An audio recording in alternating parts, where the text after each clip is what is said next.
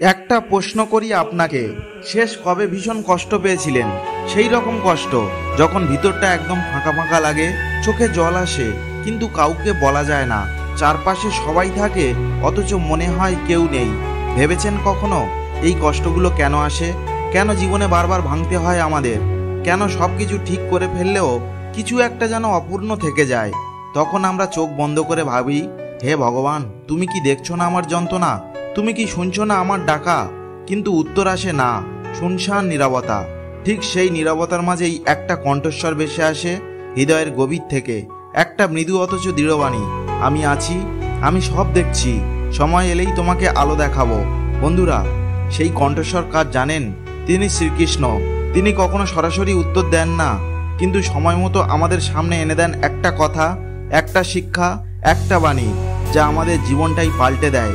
আজকের এই ভিডিওতে আমি আপনাদের বলবো শ্রীকৃষ্ণের বলা এমন কিছু কথা যা শুনলে আপনি শুধু অনুপ্রাণিত হবেন না, বরং নিজেকে নতুন করে চিনবেন। তাই অনুরোধ করব এই ভিডিওটি একটুও স্কিপ করবেন না, কারণ আপনি যদি এই ভিডিওটা মন দিয়ে শোনেন তাহলে হয়তো আজ আপনার জীবনের সবচেয়ে গভীর পরিবর্তন শুরু হতে চলেছে। চলুন এবার সময় নষ্ট না করে প্রবেশ করি মূল বিষয়ে। ভোরের আলো ছুঁয়ে যায় মাঠের ঘাস, আকাশে ধোঁয়া ধোঁয়া মেঘ, পাখির ডাকও যেন ক্লান্ত। ঠিক এমন এক সকালে গ্রাম ছেড়ে বেরিয়ে পড়েছিল এক যুবক। তার নাম আনন্দ, কিন্তু তার চোখে কোনো আনন্দের ছায়া নেই। দু চোখ শুধু একটাই প্রশ্ন, আর কত, আর কত সহ্য করব? জীবনে সে অনেক চেষ্টা করেছে, চাষ করেছে, ব্যবসা করেছে, পরিবারের জন্য সর্বস্ব দিয়েছে, তবুও ভাগ্য যেন বারবার মুখ ফিরিয়ে নিয়েছে। দিনের পর দিন কষ্ট, অভাব, অপমান। প্রতিবার সে ভেবেছে এইবার বুঝি ঠিক হবে, কিন্তু হয়নি। শেষে একদিন সে ঠিক করলো, শেষবারের মতো কৃষ্ণের কাছেই যাচ্ছি। উনি যদি সত্যিই থাকেন তবে আজ একটা উত্তর চাই। সে হাঁটতে লাগলো রোদের দিকে নয়, চোখের জলের দিকে। গ্রামের প্রান্তের এক পুরানো বৃন্দাবন মন্দির। বছরের পর বছর সেখানে কেউ যায় না, জায়গাটি ছিল ধুলোমাখা। তবে সেই মন্দিরই নাকি কৃষ্ণকে পাওয়া যায়, এমন বিশ্বাস। মন্দিরে পৌঁছে সে কৃষ্ণের মূর্তির সামনে বসে পড়ল, একদম চুপচাপ। তারপর ফুঁপিয়ে ফুঁপিয়ে কাঁদতে লাগলো, বলল, ভগবান, আপনি থাকলে বলেন, কেন আমি বারবার হেরে যাচ্ছি? আমি তো খারাপ কিছু করিনি, তাহলে কেন আপনি আমায় শুনছেন না? সেই মুহূর্তে মন্দিরের এক কোণ থেকে একটি কণ্ঠস্বর ভেসে এলো, এক বৃদ্ধ সাধু। মন্দিরেই থাকেন বহু বছর, চোখে অপার শান্তি, ঠোঁটে কোমল হাসি। তিনি ধীরে ধীরে এসে আনন্দের পাশে বসলেন, বললেন, তুমি জানো, কৃষ্ণ কখনো কারোর প্রার্থনার উত্তর সাথে সাথে দেন না। উনি উত্তর দেন যখন আমরা সত্যিই বুঝতে প্রস্তুত হই। আনন্দ মাথা নিচু করে বলল, তাহলে আমি কি করব এখন? সাধু হেসে বললেন, তোমাকে শুধু করতে হবে তোমার কাজ। কৃষ্ণ বলেছিলেন, তোমার কর্মই তোমার ধর্ম, ফলের আশা করো না, কারণ ফল আমি ঠিক করব তোমার বিশ্বাস অনুযায়ী। আনন্দ জিজ্ঞাসা করল, কিন্তু যদি আমি বারবার ব্যর্থ হই? সাধু চোখ বন্ধ করে বললেন, সেই ব্যর্থতা নয়, সেটাই হবে তোমার পথের শেষ বাঁক, যেখানে তুমি নিজের ভিতরের শক্তিকে খুঁজে পাবে। তুমি বুঝবে তুমি কখনোই একা ছিলে না, কৃষ্ণ সবসময় তোমার পাশেই ছিলেন, নিঃশব্দে, অদৃশ্যভাবে। সেদিন আনন্দ আর কোনো প্রশ্ন করেনি।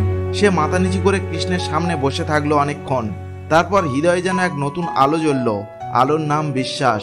বন্ধুরা, এই গল্পটা কোনো রূপকথা নয়, এটা আমাদের সকলের জীবনের প্রতিচ্ছবি। আমরাও আনন্দের মতো কাঁদি, প্রশ্ন করি, উত্তর চাই, কিন্তু কৃষ্ণ আমাদের পাশে থাকেন সবসময়, শুধু আমরা শুনতে পাই না। তাই বলি, নিজের কাজ করো, হৃদয় দিয়ে করো, ফলের আশা না করে বিশ্বাস রাখো কৃষ্ণে, কারণ তিনি কখনো আমাদের ছেড়ে যান না।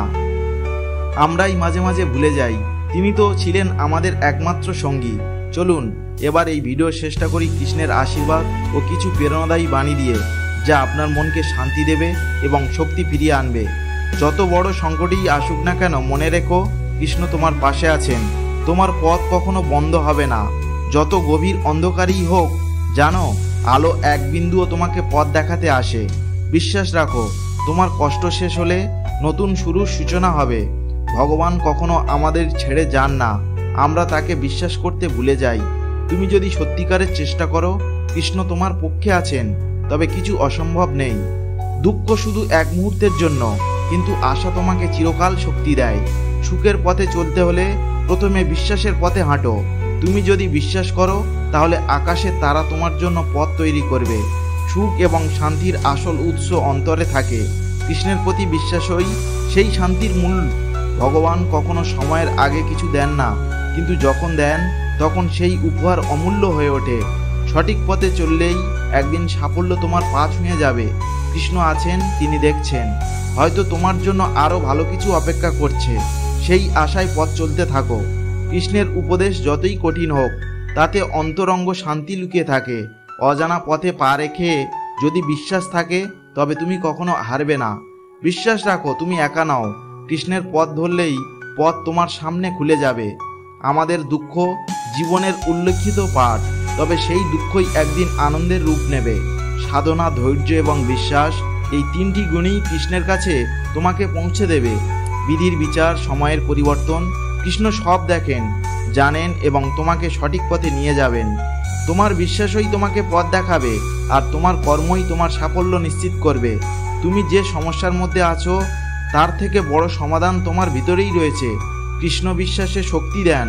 প্রিয় বন্ধুরা, যদি আজকের এই ভিডিও আপনাদের হৃদয়ের কোনো বিশেষ অনুভূতি সৃষ্টি করে, তাহলে দয়া করে আমার চ্যানেল কৃষ্ণদীপ সাবস্ক্রাইব করুন, লাইক দিন এবং শেয়ার করুন।